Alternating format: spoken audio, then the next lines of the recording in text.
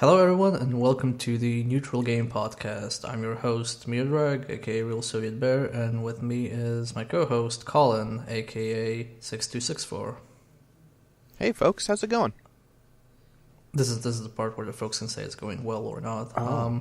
And anyway, today's episode is going to focus a bit on theory crafting and just us trying to use our years of fighting game reviewing design experience to kind of talk about things we feel fighting games can improve a bit or just explore a bit more. Mostly because, at least from my point of view, the genre, after kind of its renaissance, has become a bit stagnant and hasn't really been motivated to improve too much, with a few exceptions. But in general, it's been kind of the same formula, the same basic requirements and expectations, arcade mode, story mode, tutorial, and stuff like that. Mm-hmm. Yeah, it feels like there's less, I don't know, like, the fighting game community isn't really pushing games hard enough to try and get better as a whole. Like, I think we're seeing, like, some great fighting games come out as far as, like, the competitive play, but we're not really raising the bar on a lot of other elements, like accessibility or, like, single player content or a whole bunch of things that we're gonna talk about going forward. And I feel like we were planning on talking about this anyway, but I feel like this situation was kind of aggravated by your experiences with Tekken 6. Is that, or Tekken 7, excuse me. Was that fair to say? Yeah, I've been wanting to talk about this for a few months now, but obviously we already did an episode on Tekken, and that was mostly a after a month after release episode. I've been playing it actively since then, and I'm kind of dropping it for a lot of reasons, some of which we'll touch upon here, but it's mostly like, basically I don't know what to do. That's basically the point of it. The game doesn't tell me what to do, and that annoys me, because I usually play fighting games, and when I do reach some kind of ceiling, I know what that ceiling is, and what I need to do is just like outside of my reach. Whereas in Tekken, I'm just staring at the endless ocean, no clue what to do. Mm-hmm. But anyway, one of the things, now that I'm back with to BlazBlue a bit more, I'm trying to remember how to play the game after not having played it for 2 months.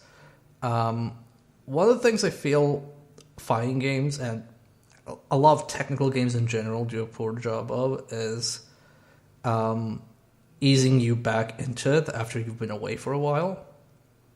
So I'm sure people have kind of experienced this with all sorts of genres. You don't play an MMO for a year and you come back to it, and all of a sudden all the toolbars and icons make little sense.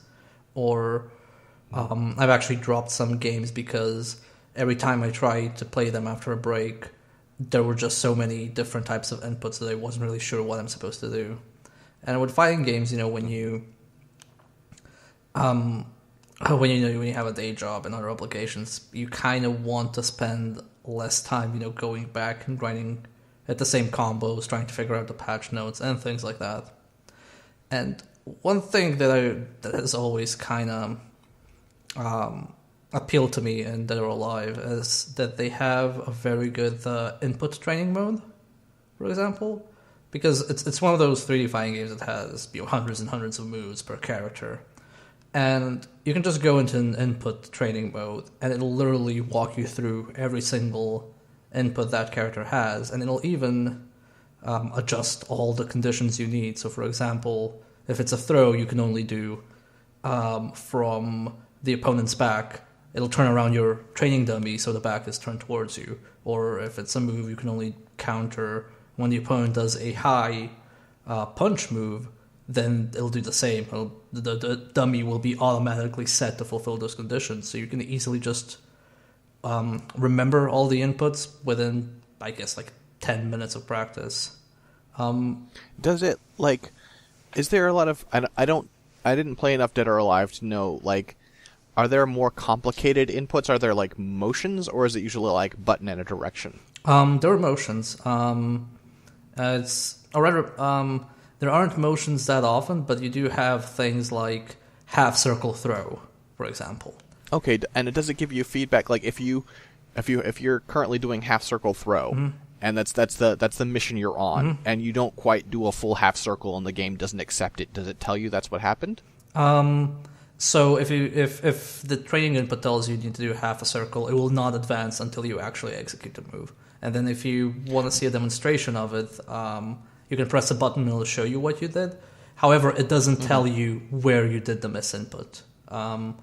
So if you did, like, I don't know, a quarter circle by accident instead of a half circle, the game has no way of telling you that. Instead, it'll just not progress. That's too bad. That's one thing I would personally like to see, especially because I feel like I get this a lot in like BlazBlue, is where like I don't get my DPs, my 623 off a lot of the time in a fight, and I don't know why. Like, because if I sit there in the training room and I do it, I just do it, and then in a random fight and I screw it up, and it's like I know I'm screwing it up, but like if it could tell me like, well, the 6 to the 2 isn't quite going right, or like you're really kind of going 6 to 6 or something, if they could explain what I am doing wrong ever, and they never do. I believe Guilty Gear does the thing you're asking for, because the input training board for Guilty Gear has this 8-direction fight stick graphic on it and all the buttons. It's kind of like BlazBlue's training mode, but it actually shows you the motion on that UI that you're supposed to make, and then when you input your motion, I think it's above that one, so you can actually see what you're inputting compared to what the game is asking you to input. Interesting. Yeah, that sounds great. I would like to see more of that. I haven't spent much time with Guilty Gear, period, I guess, and I'm looking to get back into it before the end of the year. So that is encouraging to me. Yeah. And aside from like inputs, like just showing you how the inputs go, one other thing I like to do in Guilty Gear as well, and BlazBlue actually, is going through their combo challenges, because even though they aren't usually practical and the community finds much better combos, they show you which moves cancel into which moves, so you can kind of understand the basic gist of your character's flow. Whereas in something like in Tekken, you kind of go through the entire move list of a character, and then at the end, it just gives you like 3 10-hit sample combos, which is kind of ridiculous, because you don't need to show a person a 10 input combo. You need to show them sometimes a 3 combo, a 2 combo, a 5 combo. You don't have to go for the longest possible thing. And like, I mean, like in BlazBlue, I've done a decent number of those combo challenges, and there's sort of like a clear path of like, okay, here's like a quick like 3-hit combo. Here's a combo off of a throw. Here's a combo where we're going to make you do a lot of jump cancels, and just kind of showing you these different skills that you need to be able to do with the character.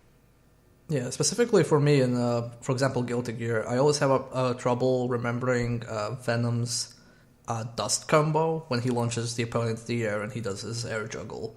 And even though there are more optimized ones, I just like the convenience of going into the combo challenge and just doing that challenge until I input it right, because it's a long string. I think it's like 10 inputs with jump cancels in between. And even though you can just look up a video, read it up online, it's much easier when you have it actually in the game, and the game is set up so that it validates you when you actually pull it off, rather than just grinding in training mode. Now, one thing I'm really surprised no fighting game has done so far is doing combo challenges, but letting players create their own combo challenges, or just like a custom training regimen. Because eventually people will find better combos, right? And obviously how replays in most fighting games work is they don't save a video file of the entire match. They save the inputs that happened in the match. So when you watch a replay that you saved, for example, in BlazBlue, you're just watching a CPU match with preset inputs. So it's kind of weird that you have this technology for, memorizing inputs, for recording inputs on a training dummy, but you don't actually try and make that for players as well. It would kind of like useful you go back into the game, and like the first thing you do is just you go through your standard issue 5 combos that you know, that you practice, or just techniques that you like, like your parries or whatever. Yeah. And also, like, I thought, on a similar line, a lot of fighting games have sort of, like, record and playback function for training dummies, where you can be like, okay, I want the training dummy to do this, and then you hit a button, and the training dummy will do the move that you've told it to do, and you can practice, like, blocking that or countering that. But I've never seen anyone say, like, and also I want to save this so I can load this later, and not just... Because otherwise what happens is you close training room when you go back in, and you have to input the playback data all over again. You have to start over from zero. Like, what if every time I booted up BlazBlue and I was like, I need to warm up my blocking, I need to get my blocking back on point, I could just load a profile of some playback data I've already recorded of a Hakumen doing overhead, low, Zantetsu overhead, and just like, okay, practice that. Yeah, it feels like it would be a very useful tool, just in general, to have this functionality of download. Like, Killer Instinct has that shadow data mode thing. I can't remember exactly how it works, but it's basically a AI that learns to play in your playstyle, and then other players can fight against it. And it's like, it's a really cool thing, but it's kind of also, you kind of think, like, why can't I just, download a training dummy regime that somebody has made? Like, somebody, like, people are having trouble fighting, I don't know, Kakunoe and BlazBlue, and a top-tier Kakunoe player says, okay, like, here are the things each Kakunoe player will do. You can download, like, the inputs, and it just, like, you slot them, and you just do them on command, and you can kind of, like, learn what to do, rather than relying on basically trying to replicate what an actual pro player would do, and recording that, and then reacting to it. It just seems like there's so many steps involved that you can kind of shorten for the player.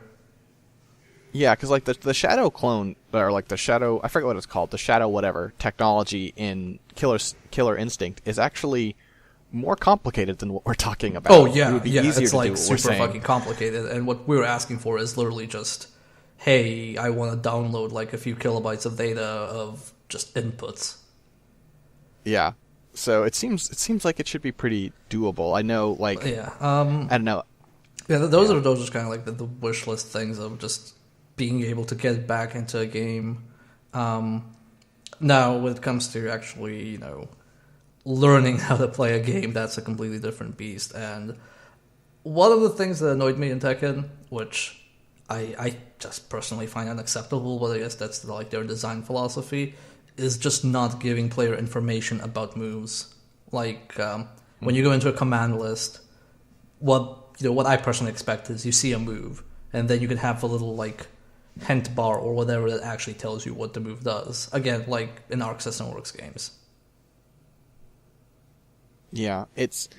I remember I talked about it on the episode we did with Tekken, but having the experience of scrolling through this list of moves, this huge move list of, like 100 moves for Lee, and all of them were just an input and a name, and nothing. They meant nothing to me until I did them, and sometimes I thought I was doing them, and in fact I was doing a different move, right? Like, I'm practicing Kazuya, and I'm doing the electric god fist, or the electric wind god fist, and it turns out I wasn't doing that one. That one's frame perfect, but it doesn't ever say that. It just lists it as being the same input, and you're just like, okay, I guess sometimes you get this one and sometimes you get the other one. It just doesn't explain anything.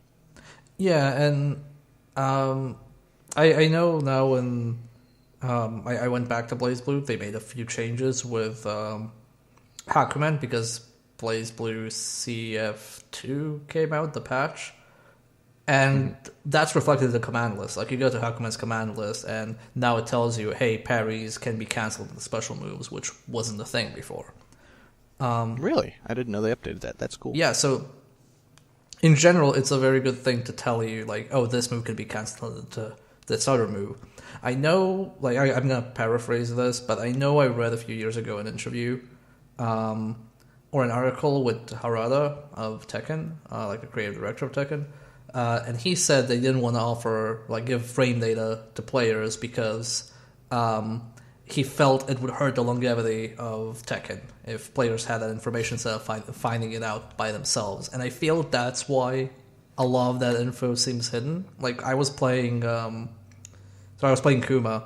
and after 2 months of actively playing Tekken and playing Kuma, only last week did I, by accident, realize that you could parry in his hunting stance. And his hunting stance is a thing that you can't block in. So it's more along the lines of, oh, okay, so if I'm in this stance, it's offensive, so I have no defensive options. And then by accident, I realize, oh, you can low parry in it with, the default low parry. Yeah, that's really frustrating. I on the one hand, I can see why Harada would want to try and, like, I don't think it's a bad instinct to say, like, I want to have things for players to discover to keep the game alive, but there's things, like, players should know what buttons do. I mean, like, that feels like it's going too far. Yeah, I feel it's like the attitude people have with, like, spoilers. Like, if somebody's streaming a game and then the game dev says, oh, please don't stream our game, we don't want spoilers. It's kind of like, well, if people want to get spoiled, they'll watch it. If they don't, they won't watch the stream. So it's kind of, I feel like it's the same with these, like, frame data and stuff like that. If people want to find out frame data, if they feel they need to check it out to know some things, and, like, as someone who doesn't usually feel like that, I did want that for Tekken in a few instances. Like, they'll go out and find out. If people aren't interested, it's just going to be a number for them. They're not really going to care about it. Yeah, I mean, like, as much as I love BlazBlue, I can't tell you the frame data on very many things. I know there are a couple of moves where I'm like, oh, this is plus on block, right? But, like, I can't tell you any, like, active frames or anything. Yeah, that's the only thing, like, I want. Like, is it safe or unsafe? That's generally my only worry. And, I don't know what's plus, like, 7 or plus 6 or whatever. I just know, okay, this is plus and this isn't. Mm-hmm. And I don't, like, this is a bit of a tangent, I'll make it quick, but one thing, this is a quality of life thing, this is a little bit, like, wish listy, but when we get major patches, like you said in BlazBlue, when CF2 came out, and they made changes to the move list to tell you, like, oh, that you can now cancel this, or this move works differently, it would be kind of neat for major balance patches if they had, like, little tiny demos, little training room demos of being like, let's get you up to speed on what's changed about your character. I mean, yeah, or, like, worst case scenario, just, like, link a YouTube video for each character and embed it in your game. Sure. Like, that's, like, the minimum effort you can do. That would be nice. I mean, as is, it's like, oh, well, like, some Japanese players went to the arcades and, like, talked to an ArcSys rep and got the patches described to them and then translated them and posted them on a forum. And it's like, oh boy. Yeah. This is the way we're doing this? So Yeah, it seems like for these kind of things you want to... I guess you want to, like, make it easier for people, but on one hand, I also don't know what the exact game dev dynamic is in Japan when it comes to, like, arcades versus console. Maybe they just are fine with giving patch notes to players when they release a new game, because I know when I was in Japanese arcades, like, you had, like, this little booklet attached to machines that gave you the command list of each character in the game, or sometimes it would just give you the newest characters, like if they added new characters and things like that. So I generally don't know how they go about it, like what their pipeline is of informing people, aside from, I found out some of the translated patch notes. That's all that comes to me as a Western player on console. Mm-hmm. But I'm sure we could do better. Oh, definitely. And one thing. Oh, no, sorry. Go ahead. I was gonna say one thing that I added in here. A lot of this I sort of let you take the lead on this because I feel like you have a better analytical mind for this stuff. A lot of the time I'm just like, well, this is frustrating, but I don't really think about the nature of the problem a lot of the time. But there is one thing in this sort of area of giving players more information I wanted to call out, which is I really find it frustrating when games clearly have, like, mechanics built into them that they never talk about or show you, like wave dashing. In a lot of games, option selects, though Guilty Gear has started telling you about option selects, or like like aerial attack canceling in Super Smash Bros. With short hops, like these mechanics that are designed by the designers and are essential to doing certain things, but just nowhere in documentation or tutorials or anything do they ever mention that they exist. Yeah, I was a bit taken aback when Guilty Gear did it, because usually the attitude I've seen about option select is, oh, that's the community name for how sometimes inputs are processed. Like, developers don't actually, you call it by name, but then in Guilty Gear they were just like, oh yeah, option selects exist, and we left them in intentionally, and here's how they work. And I feel like when your game, like, emerges with a technique, because a lot of these things, like, I'm not sure, but I'm confident that wave dashing wasn't, like, a thing, like, initially. I'm guessing, like, people found out how to wave dash, and then they just kept it in Smash. Is that how it happened? Sure, but it's also, I mean, it's a thing in, like, Marvel, and, like, it was a thing in Marvel 2, and in Marvel 3, it's definitely there on purpose, you know? Yeah. Well, yeah, like once you adopt a thing, like, have it work a certain way, you might as well acknowledge it in the actual game. I don't see why you wouldn't. Yeah, totally. I think it's a little... I mean, combos were Yeah. glitches, and then they became a thing. So why wouldn't other aspects of your game do that? Exactly. Anyway, speaking of combos and inputs, probably the most controversial topic in fighting games is actually how you input moves in your fighting game and how hard or easy it is. I'm gonna let you take away for this one. What do you think about complex inputs? I mean, I think I've kind of gone back and forth on this. One of my first articles I ever wrote was me being frustrated with the way fighting games do inputs. Back for press X or die. And I feel like there's sort of this split, right? Because on the one hand, you have this argument that I appreciate and to a certain extent I agree with, which is that inputs are a way for the developer to give you a sense of like how this character fights and their personality, and also in some cases to enforce a playstyle, right? Like a 720 is like, I don't like 720s, but the point of a 720 is that you're not generally supposed to be able to just do it out of nowhere. Or like charge moves, you're supposed to have to play that character more defensively so that you can keep your charge. Those are sort of the ideas there, generally speaking. On the other hand, it feels like a lot of the time, inputs are just like these, like, it's the skill floor, right? It's this, like, manual dexterity test of if you're cool enough to play their game. And it feels like, especially in more modern games, where, like, you see examples of more lenient, more responsible input code, and then you have games that come out that just don't do that, and it feels petty. It feels like they want you to fail your moves, and I don't understand why they do it. Yeah, I think it's a very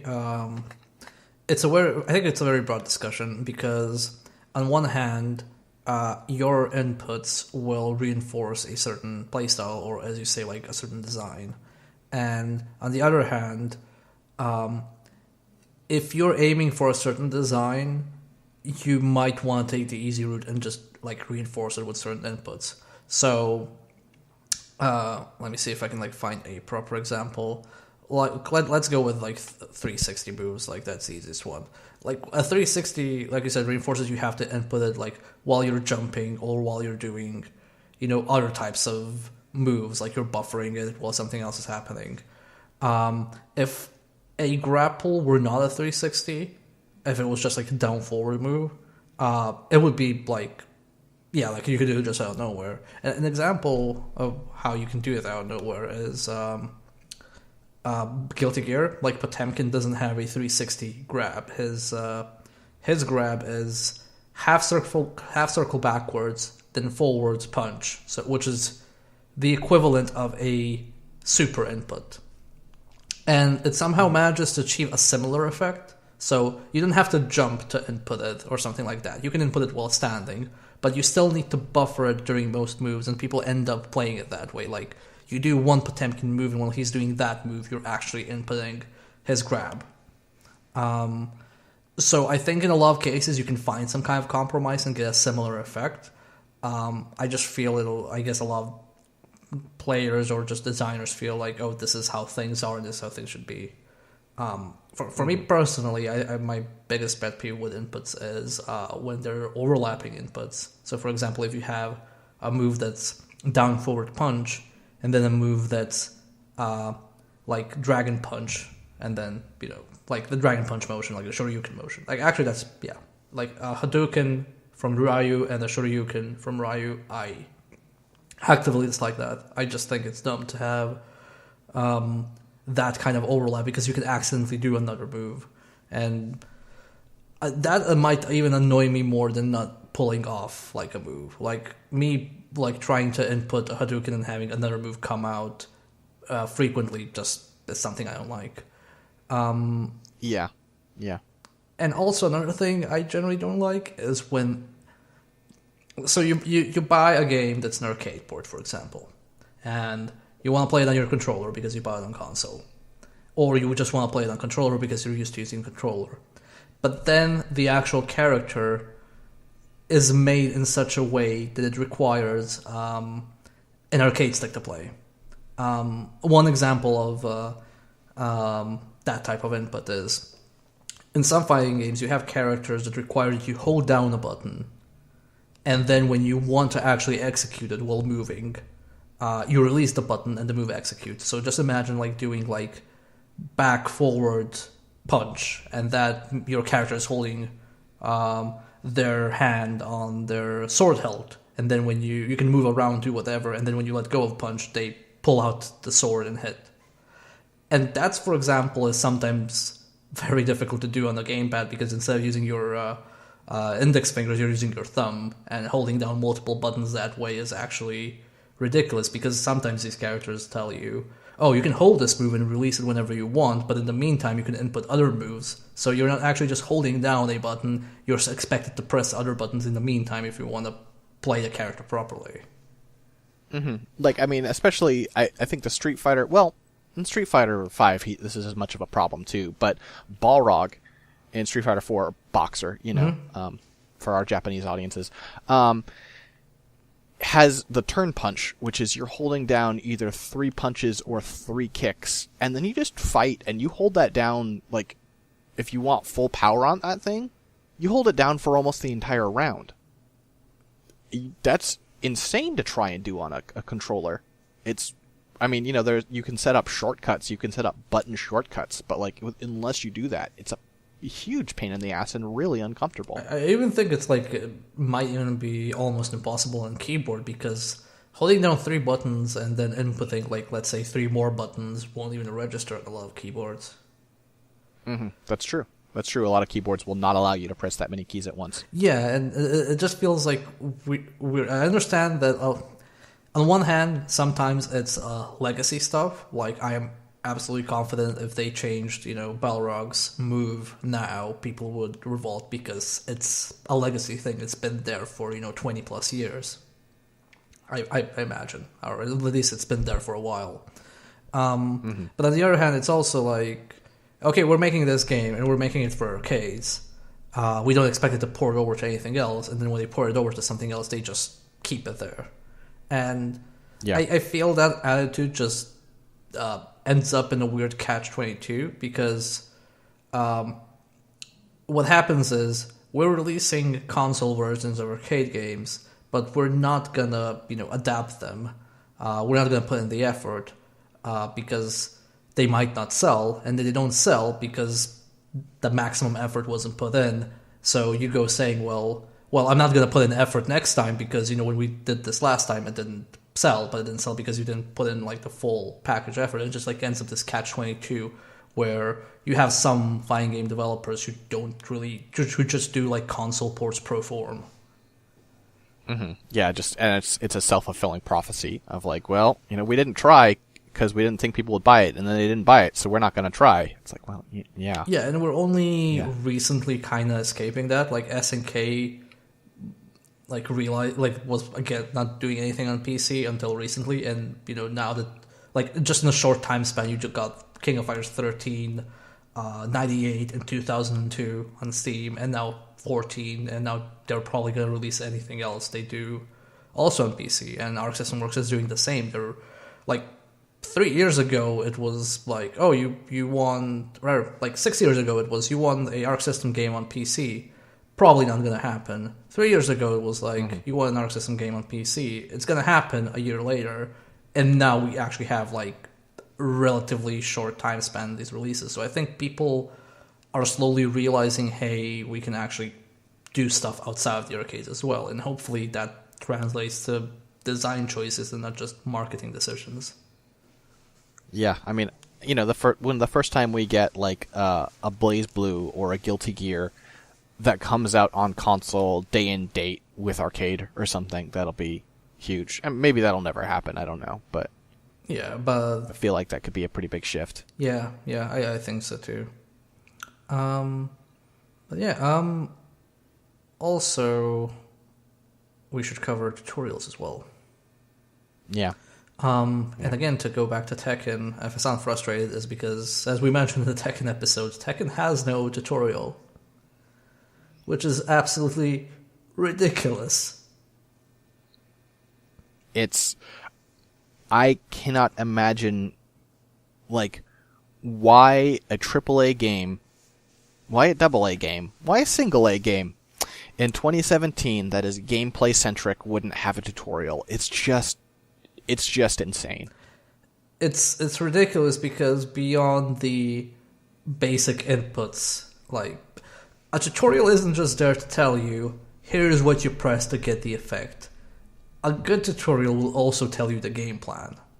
Like, just one line of a game plan is enough. For example, let's say you have a super meter in your game, and that super meter can be used to either stop chip damage or to do a super, but also, if you don't attack, you lose your super meter. So the game, when it tells you how a super meter works, it first like tells you, hey, when it fills up and it glows, you can do this. Hey, you can also spend it as a defensive thing, but hey, don't be too defensive because otherwise you'll completely lose it, and we want you to be aggressive. Like, we don't want you to hold back too long. And then it's already telling you, oh, okay, this is an offensive game. It's not like a defense-based game. And that's like, that one line helps a lot, because while I was playing Tekken 7, I genuinely wasn't sure whether it was an aggressive or defensive game. Like, it took me a few weeks, and I'm still not. I guess it's a very aggressive game now. That's what I'm grasping. I'm guessing, like 7. I have no idea. I don't know. Yeah, I have no idea. Yeah, because there's no game plan explaining you what these things are for. And that just feels like weird, because if you throw a mechanic and you expect people to just like figure out its usage, like, that's fine, but you need to give people direction. Like, you need to tell them, hey, here's what you should be aiming for in this game. Should I aim for stage transitions? Are they worth it? Should I aim for juggles? Should I bounce my opponent off wall? Should I, try and win on a timeout? Is that a valid strategy or not? It's kind of that type of thing. Like when I play Tekken, for example, should I focus on wall combos because they're stages that have no walls? Is that detrimental to me? Is that an advantage to me? I don't know if I should like or hate wall-less maps. Which of the two do you want me to think? And even sometimes, like, when they have tutorials, they're just not up to snuff. And like you gave a good example there, which is the timer, right? Like, I used to play, like, I got my start in fighting games, like, seriously playing fighting games with Street Fighter 4. And in Street Fighter 4, playing the timer is sometimes a valid strategy, right? Yeah. And then I moved to Marvel vs. Capcom, and you cannot play the timer in that game. I'm not saying the timer never comes up, but if you're ever like, okay, I'm going to run out the timer, you're probably not going to win that. That's probably not going to work out for you, because the game is just, like, like a lot of fighting games, the seconds in Marvel vs. Capcom are longer than actual seconds. So that's misleading if you don't know that. And then also, it's just so easy to get clipped, and the game is designed so that you can't just, like, stall for too long, unless you have a team built to stall. So, like, if the tutorial had told me, like, the timer, this is a game about aggression, don't try and, like, hold them off for too long or whatever, I would have known, and I didn't. I tried to do some timer stuff, and it never worked out for me. Yeah, because usually there's this sense of discoverability in games, but also how I react when a game gives me direction, it's kind of like, oh, okay, I'll spend the time playing with the direction you told me, but then when I've understood this enough, then I'll try and experiment with, other directions. For example, if it's like a very defensive game, I'll probably play defensively until I learn it enough, and then I'll just go, oh, okay, let me try and play offensively. How's the dynamic now? Now I understand how defense works in the game. Maybe it helps. Like, there's no shame in telling your player how you want them to play your game or how you expect them to play your game, because that doesn't necessarily mean you don't have room to do stuff. It's just kind of like the most basic direction, I guess. Yeah, like, trust me, if players find a way that they enjoy to play the game and they find more effective than what you've told them to do, they're going to do that. You don't need to worry. Yeah, another example of direction is, like for me, for example, why I bounce off of Skullgirls is, I was told, like, when it released, like, oh, you can pick 1, 2, or 3 characters to play with, right? And it scales with that. So I was getting the impression, oh, okay, every kind of, like, combo is valid in that sense. So I can play this game as I play my other fighting games, just 1 versus whatever. But then when I spent, a few days with the game, I quickly realized I was losing, and then I realized, oh, actually, if I don't have an assist, I'm essentially, like, handicapped in this game. There's no, like, health boost that will actually help me overcome a lack of an assist. Yeah, unless you both sort of, like, undergo this blood oath to both just pick one character. Picking one character is you're handicapping yourself. You are screwing yourself in Skullgirls, and it's frustrating. Yeah.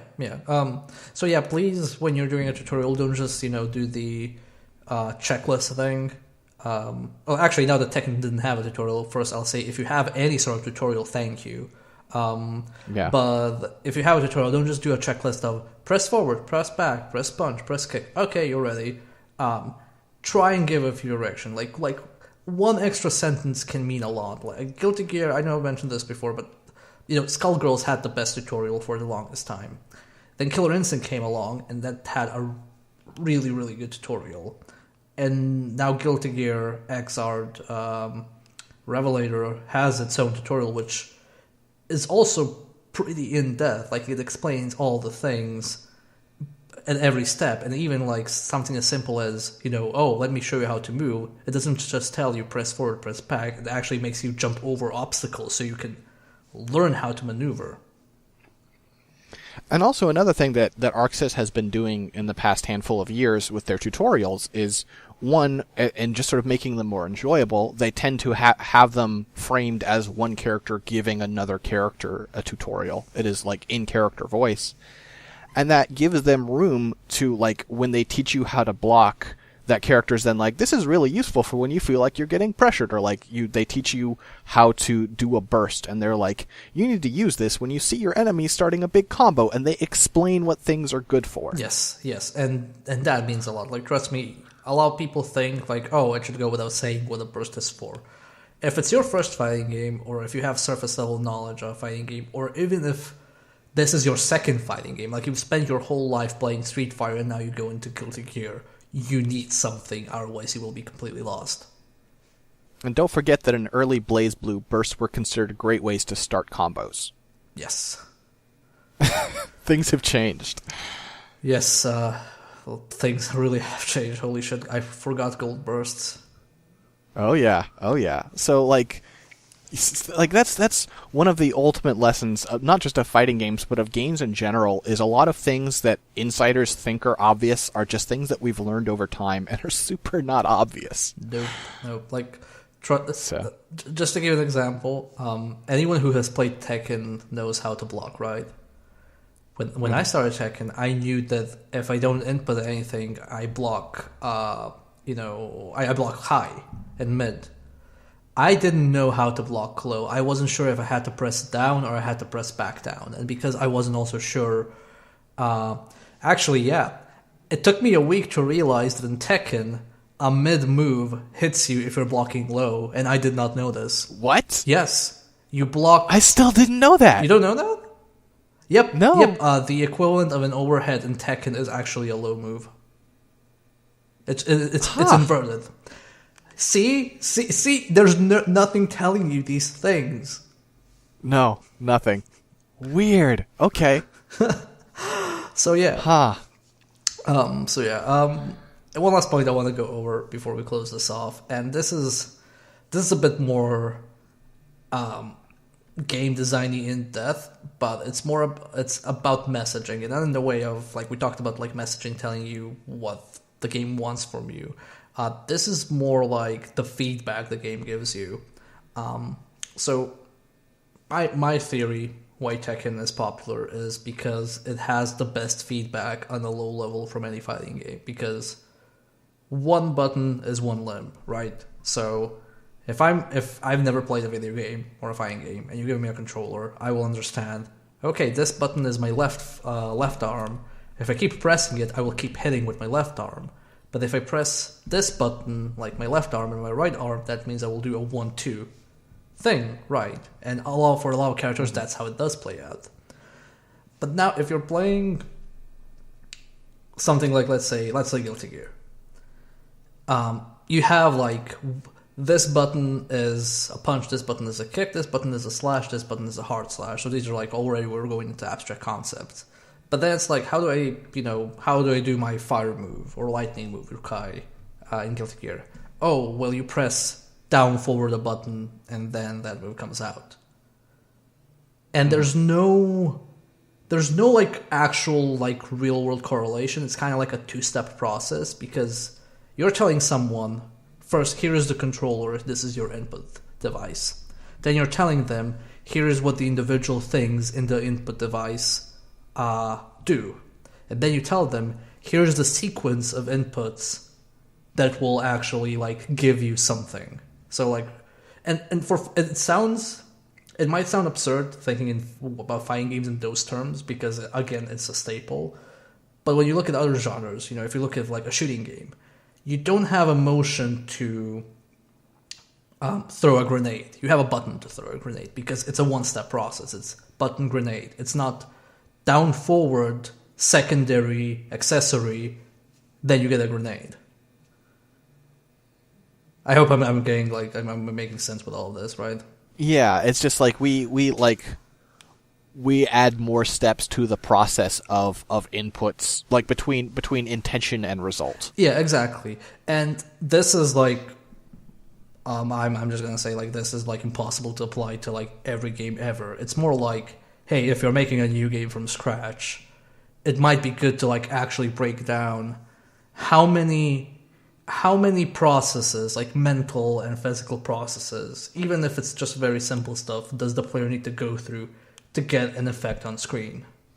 Because at the end of the day, that it might not dictate how deep your game will be. I don't think it like correlates to depth. It just correlates to general first impression. Because I think like if you stick with any game long enough, you'll learn all the nuances and weird things.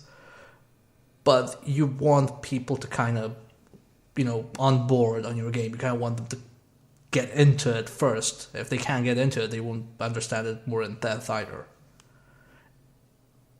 Yeah, you need to help people get in the door. Yeah, and maybe the stylish mode, the easy input, is the way to do that as an introductory thing. I just have yet to see someone do it properly. Like, basically, ideally, what you'd probably want is an easy input mode, but an easy input mode that's introduction to a proper input mode. So after you've played the easy mode input for a long time, the actual technical one just comes second nature. You don't have to relearn it.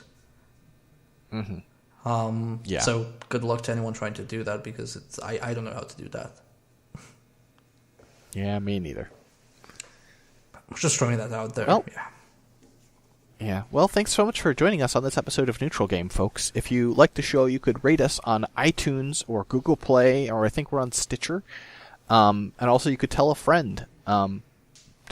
This is like a great podcast for people who you are trying to get into fighting games, or for people who are veterans and just want to, think a little harder about the way fighting games are built and what they do right and what they do wrong, and the mechanics behind them. My brain just stopped, Mio. You were about to plug our social media and where people can contact us. Yes, I was. Of course I was. If you want to find me on Twitter, you can find me at 6264. Hey, I know. It's going to be in the show notes. You can just look there. There'll be a link.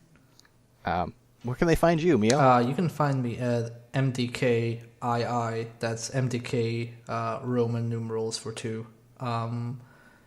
And feel free to tweet at me or yell at me or, I don't know, fav my pinned tweet or like it. I can't even remember what it's called now. I think it's likes now. Yeah. We're generally open to any criticism, topic ideas, or just general comments. Yeah, so if there's a fighting game topic you think we should address going forward, you can go ahead and hit us up. Or if you just want to, say like, hey, you did this bad, hey, you did this good, or, hey, I've got a question. Even if you don't want it, you want it answered on air or off, we could probably make that happen if it's a good, listen, if it's a bad question, we're not reading it on air. But we're open. Yes. Hit us up. And yeah, make sure to leave a review on iTunes if you're listening there, because that also helps somehow, I'm told. Yes. Visibility is key. Good. Thanks so much, folks. We'll see you next month. Bye-bye. Bye-bye. Bye-bye. Bye-bye. Bye-bye. Bye-bye.